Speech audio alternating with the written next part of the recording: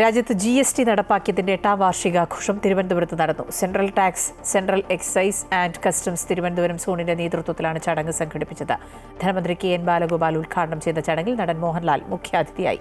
തിരുവനന്തപുരം സോണിന്റെ കീഴിൽ മികച്ച പ്രകടനം കാഴ്ചവെച്ച ഉദ്യോഗസ്ഥർക്കും കൃത്യമായി നികുതി അടയ്ക്കുന്നവർക്കുള്ള പ്രശംസാപത്രം ചടങ്ങിൽ സമ്മാനിച്ചു. GSTയുടെ പ്രായോഗിക പ്രശ്നങ്ങൾ ഇപ്പോഴും നിലനിൽക്കുന്നുണ്ട് എന്നും അവ പരിഹരിച്ച് മുന്നോട്ടു പോകണമെന്നും ബാലഗോപാൽ പറഞ്ഞു. ഏറ്റവും കൂടുതൽ ടാക്സ് അടയ്ക്കുന്നവരിൽ ഒരാളായതിൽ സന്തോഷമുണ്ടെന്ന് നടൻ മോഹൻലാൽ വ്യക്തമാക്കി.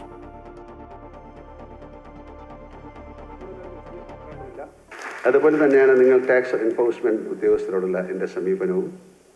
ആദായ നികുതിയുടെ കാര്യത്തിലും സേവന നികുതിയുടെ കാര്യത്തിലും ഞാൻ പരമാവധി സുതാര്യതയും കൃത്യതയും പാലിച്ചുകൊണ്ട് എന്നെ മാതൃകയാക്കുന്ന അനേകർക്ക് പ്രചോദനവും പ്രേരണയാകാനാണ് ശ്രദ്ധിക്കാറുള്ളത്.